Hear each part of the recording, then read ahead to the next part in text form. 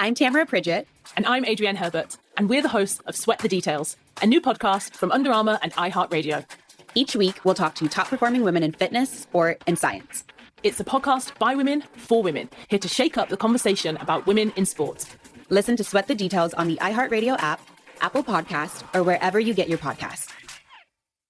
Two local families at the center of the most notorious crime in Ohio's history. Go down to your knees. Hands behind your back. 8 people dead, all from the same family. This was calculated, planned out. This was cold blooded. Now, on the 5-year anniversary of the Piketon Massacre, and in the middle of production on this podcast... Breaking news right now. A shocking confession none of us were expecting. Jacob Piketon, what plea do you wish to enter? I am guilty, Your Honor. Listen to the Piketon Massacre, Return to Pike County, a production of KT Studios every Wednesday on the iHeartRadio app, Apple Podcasts, or wherever you get your podcasts. Paper Ghosts is a production of iHeartRadio. We're hoping that a family member, a friend, a neighbor, or someone else will recognize this person and come forward to investigators with information that will lead to the identity. For just a moment in 2013, there was a glint of hope that the remains of one of the missing girls had been discovered. A 23-year-old college student looking to collect scrap metal for an art project was walking through the woods near his home in Vernon when he came across a female skull and other human remains. At first, there was a strong belief among Vernon police that they could have belonged to either Janice Pocket, Lisa White, or Debbie Spickler. And for April White Folletti, Lisa White's sister, this discovery was the first time ever that felt as though her sister was finally coming home. In my heart, I never thought it was anybody else but Lisa. It was too close to home. I just had a gut feeling that it was my sister. And all I wanted was, at that point, closure for myself, closure for my mom.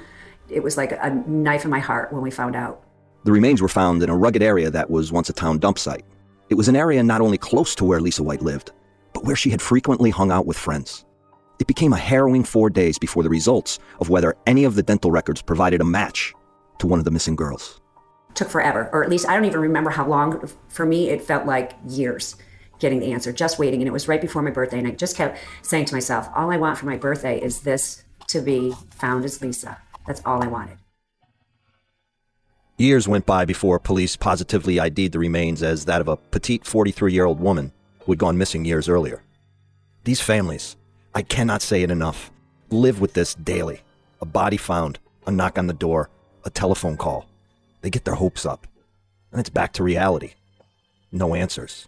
I get a call from one of the Vernon PD detectives, and so I'm holding my breath, and they said, we've got the conclusion that this isn't your sister. These remains are not your sister. And I immediately just sat on the floor like somebody just punched me in the gut, and then the tears just came and came and came.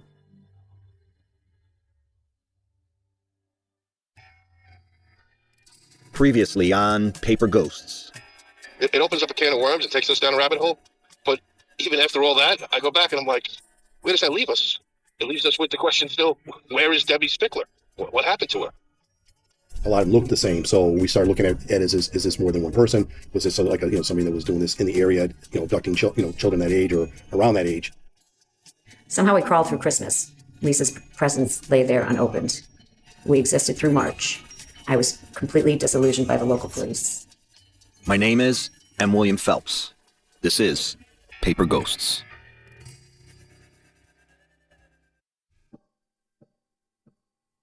For as long as I've investigated the disappearances of the young girls, there has never been a shortage of people coming forward and willing to discuss the cases with me. In the very beginning, they thought she'd wandered off. That was most of those details I've heard countless times. And it was a missing person. It was a little girl who wandered into the woods. But then every once in a while, I meet a new source who leaves me speechless.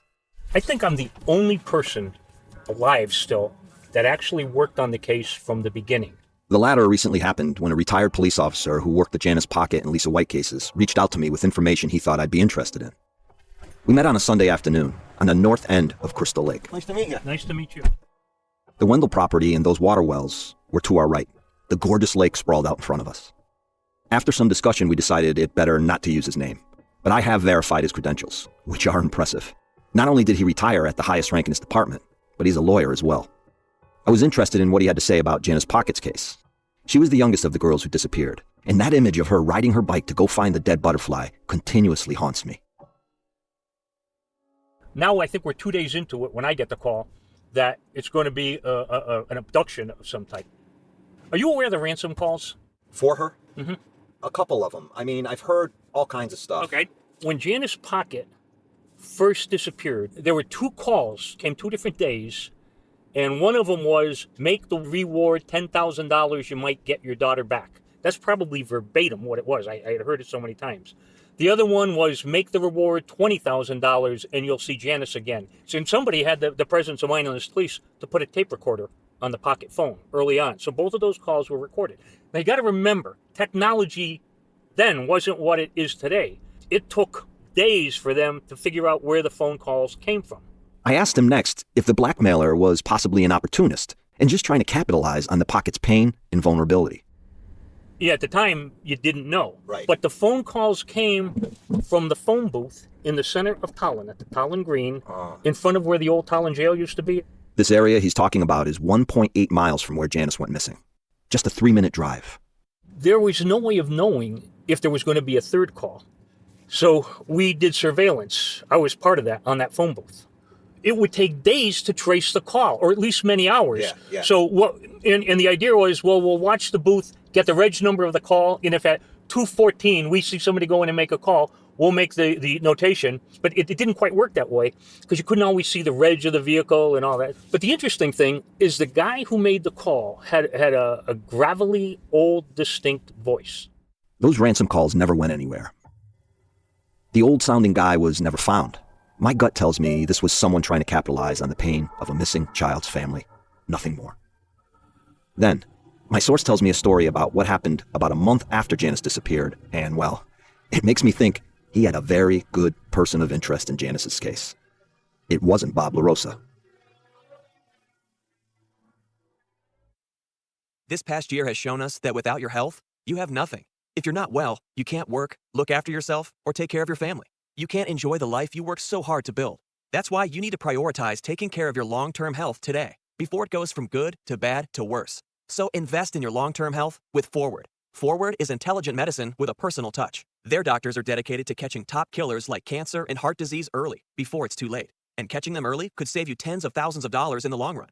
Everyone's health history is different, which is why Forward doctors personalize a health plan with you, based on your genetics, lifestyle, and biometrics, to achieve long-term results and ensure nothing gets missed. It's time to invest in a doctor that's invested in you. Go to GoForward.com today to protect your future health. That's GoForward.com. GoForward.com. This past year has shown us that without your health, you have nothing. If you're not well, you can't work, look after yourself, or take care of your family. You can't enjoy the life you worked so hard to build. That's why you need to prioritize taking care of your long-term health today, before it goes from good to bad to worse. So invest in your long-term health with Forward. Forward is intelligent medicine with a personal touch. Their doctors are dedicated to catching top killers like cancer and heart disease early, before it's too late. And catching them early could save you tens of thousands of dollars in the long run. Everyone's health history is different, which is why Forward doctors personalize a health plan with you, based on your genetics, lifestyle, and biometrics, to achieve long-term results and ensure nothing gets missed. It's time to invest in a doctor that's invested in you. Go to GoForward.com today to protect your future health. That's GoForward.com. GoForward.com. In the hours after law enforcement decided Janice Pocket had been abducted, my new source tells me a suspect quickly emerged once police began knocking on doors. Doing the neighborhood canvas, an incident comes up from several different people, women, about a soda delivery man who is offensive, invites himself into the house, does things that would be very awkward and whatnot. His name was. He was fired because of this incident. Not because of Pocket, because these women or a woman complained, and apparently they had other complaints. Then, my source reveals this. Served 20 years in prison for raping an 8-year-old girl in Connecticut. So this pedophile served his 20 years for raping an 8-year-old girl, then goes to work delivering soda in Janice Pocket's neighborhood, and he's cruising around in a truck.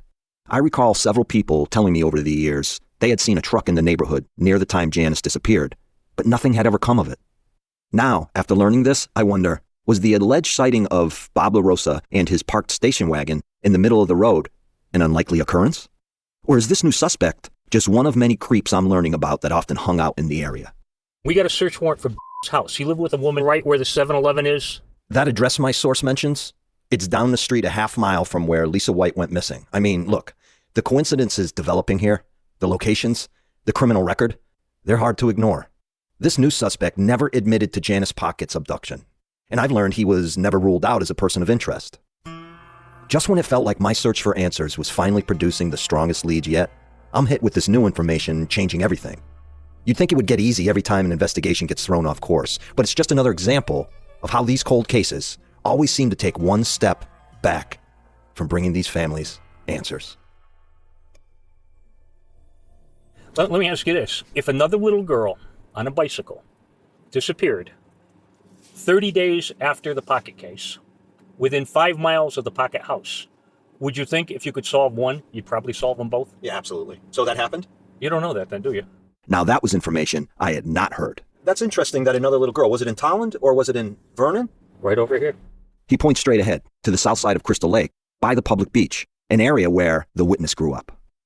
There are 3 narrow roads across from the public beach, which track upwards into a wooded area. Back in the day, these roads would have been dirt, with dense forests on both sides. An 11-year-old girl is riding her bicycle. She sees a car pass her. Car turns around, comes back. Sees it pass her again, doesn't give it any thought. She goes a bit further. All of a sudden, a guy jumps out of the woods and drags her off the bicycle and is trying to take her into the woods. And then this happened.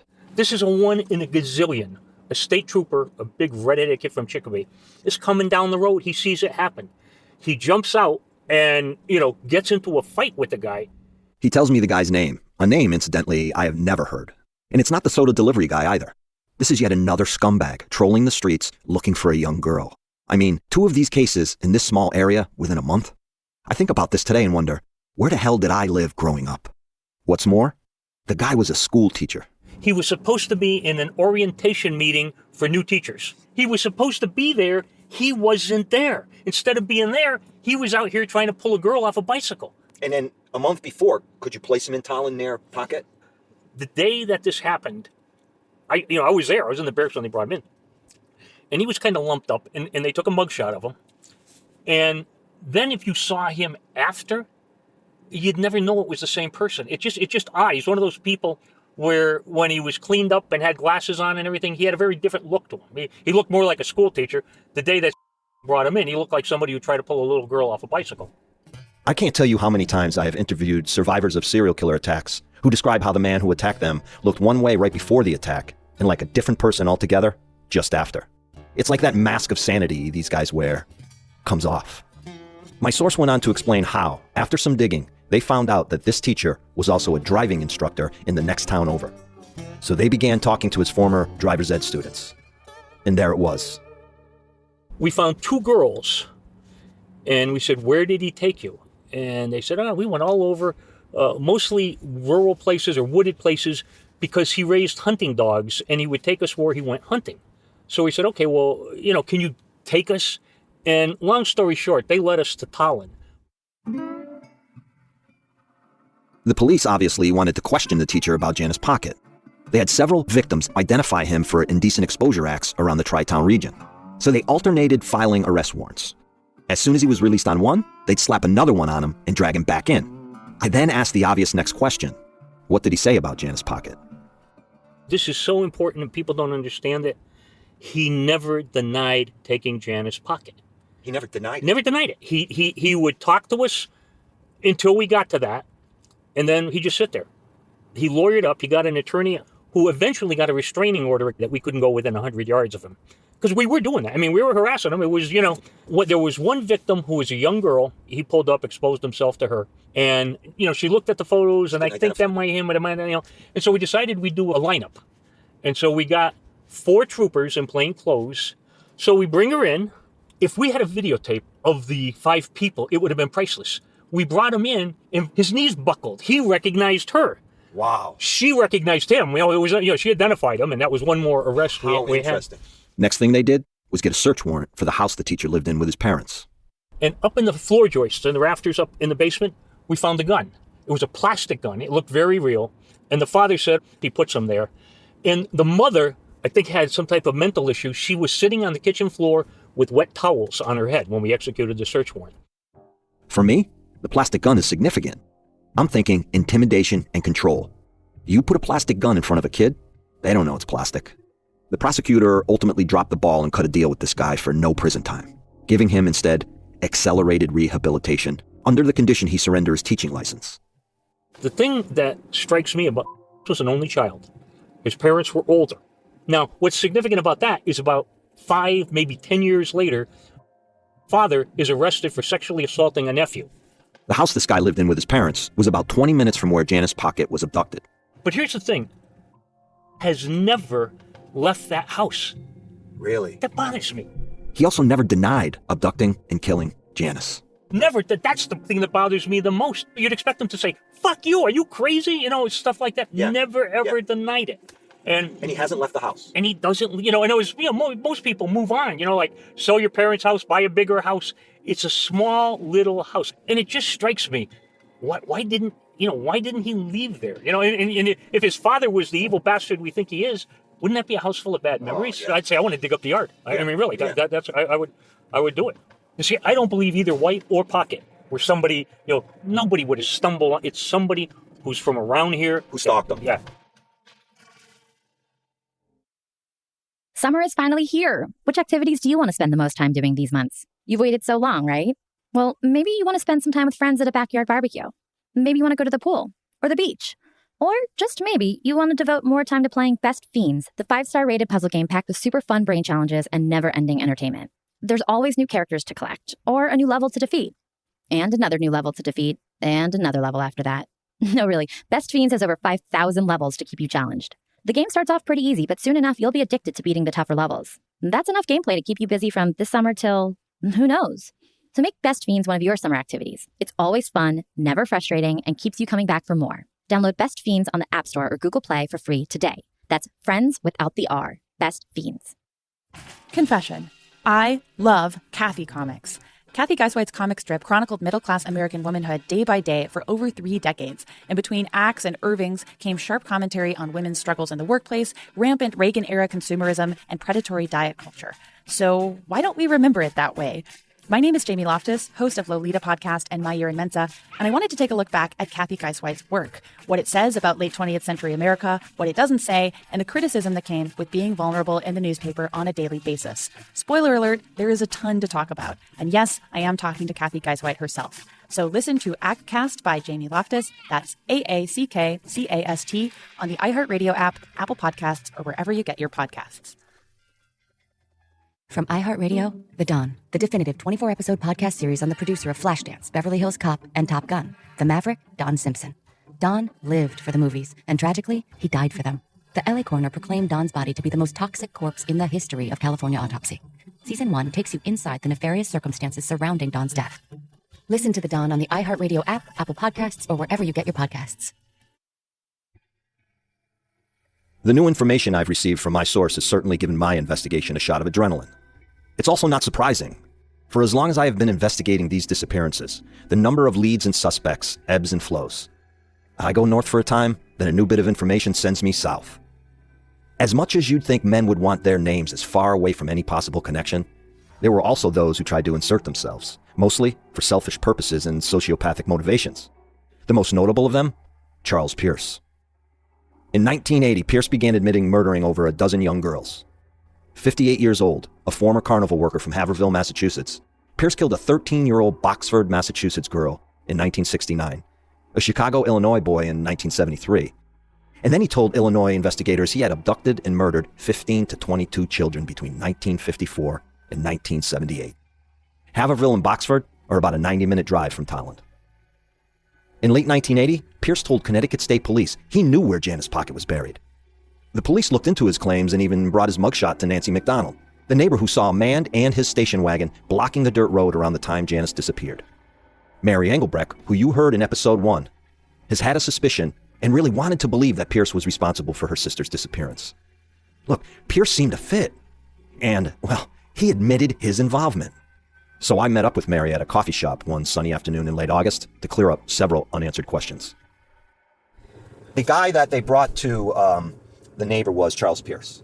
It was, okay. Yep, it was Charles Pierce. And she's like, nope. That wasn't him. Not him. Because Charles Pierce, remember, says, I killed Janice. I know where she's buried. Yep. He also starts saying, I killed this one, I killed that one. He wanted some days out in the field. That's what the detectives saw, I think. Yeah. And he could give all these details, but then no detail about where she was actually buried because he changed his mind so many times. What Mary says next tightens a few loose ends up for me.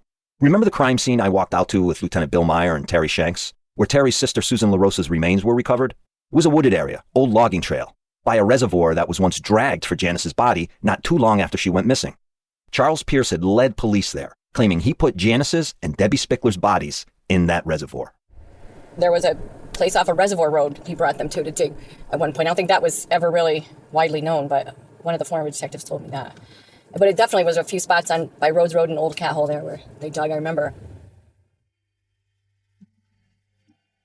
Rhodes Road is where Janice placed the butterfly. Cat Hole intersects with it about halfway down. All this searching and talk by convicted serial killers and convicts, it led nowhere. And yet, as I've learned, just when you think you've chased every rabbit down every hole, there's always another one to follow. Based off that tip police received from Tina LaRosa, via her conversations with the witness about buried bodies in water wells, the Connecticut State Police, along with a detective from the Vernon PD, followed up and spent 3 days poking him, asking him questions. Afterwards, he left Tina a voicemail. I've listened to it. And let me just say this. The witness was more than pissed.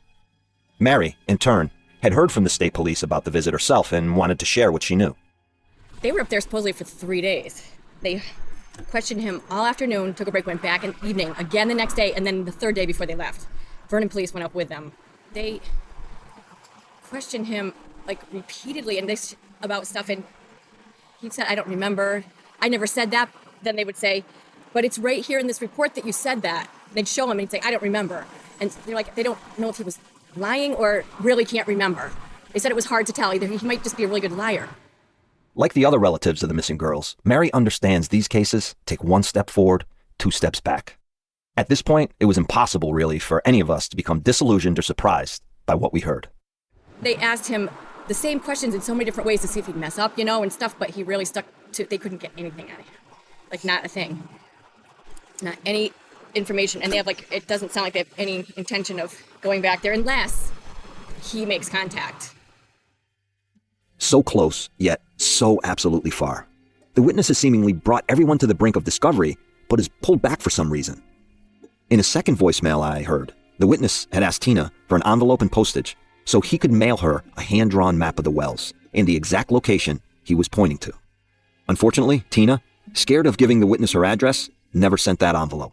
They weren't trying to make him seem like he was definitely guilty. They just wanted to know if he knew anything. But he denied knowledge about even Susan LaRosa dying. He knew nothing about that. He had no knowledge about what happened to her. Obviously, that isn't true, as the witness and Bob were best friends and often hung out around the time Susan LaRosa disappeared. Despite all of that, however, it's time for me to reach out to the witness. At this point, I'm not really sure he is involved other than knowing Bob and Nathan LaRosa and possibly hearing details about the cases from them. But he's definitely an important piece of the puzzle law enforcement is putting a lot of credibility into. He's the only one of the men I've been looking at who is still alive. And, well, this might be my only shot.